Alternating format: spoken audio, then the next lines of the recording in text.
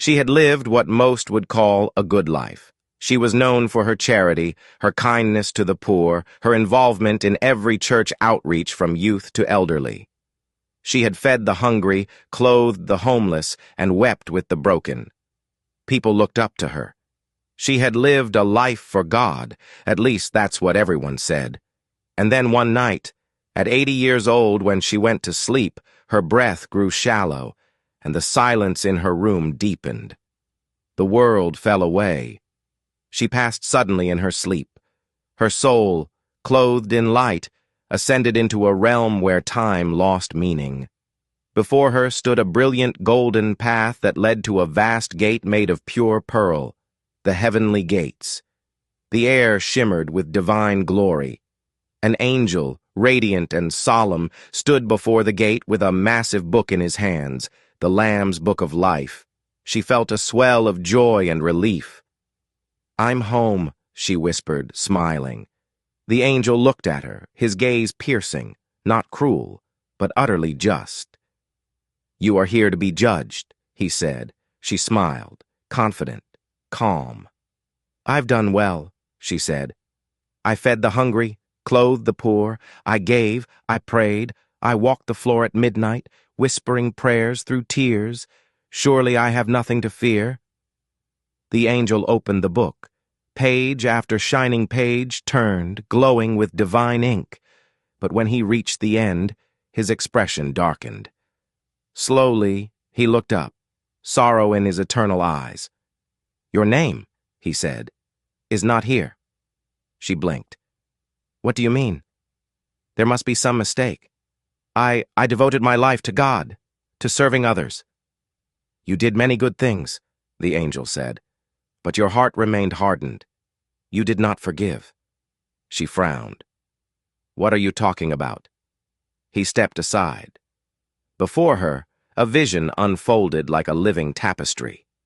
She saw her sister, weeping at a family gathering, begging her for forgiveness for the betrayal of years ago. She saw the man who had cheated her in business, now elderly and broken, reaching out with trembling hands. She saw her former friend, now sick, lonely, writing letter after letter of apology. And each time she had turned away. "They don't deserve it," she had said. "They knew what they did." "You carried bitterness to your grave like it was treasure," the angel said. "You asked God to cleanse your sins while refusing to wash theirs from your heart." The angel's gaze pierced her. "You asked your Father for mercy every day, yet you refused to give it. You recited, 'Forgive us our trespasses as we forgive those who trespass against us.' Did you not mean it? You built altars to your anger. You built a throne for your pain. You nurtured it. You judged them in your heart while God held mercy in his." She dropped to her knees. "Please," she whispered, "please, let me try again. I didn't understand. I thought I had time. I meant to forgive, just not yet. I needed time. Give me another chance," she begged. "Let me go back. I'll forgive them all." But time was no more.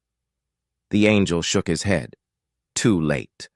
The time to forgive was during the fire, not after the ashes cooled. "There is no place for you here. Heaven has no room for the heart that clings to bitterness. It is a place of purity, peace, and perfect love. There is no room for resentment, hatred, or vengeance. The Lamb's Book bears only the names of those washed not only in deeds, but in surrender. And you refused to surrender your judgment to God's. You chose unforgiveness over peace," she screamed, not in torment, but in regret. So close, so far, all for a heart that chose unforgiveness over peace. The angel turned. One last whisper as eternity closed. "Mercy withheld, is mercy lost?" The gates began to fade. Her chance, slipping like water through fingers. Light dimmed, the ground cracked beneath her, and suddenly the brilliance of heaven was torn away. A chasm opened and she was falling, down, down, through smoke and screams and agony. She landed among countless others, all who had clutched vengeance like a crown, never realizing it was a chain. The lake of fire churned like a living nightmare. There was no end to the torment, no sleep, no rest, no hope. And still, through the pain, she wept, not just from suffering, but from the memory of the heavenly gates. And the one thing she had refused to give: forgiveness. Thank you for watching. Please share to all friends and loved ones. It might help save a soul. And always remember what Matthew 6:15 says to all of us. But if you do not forgive others their sins, your Father will not forgive your sins.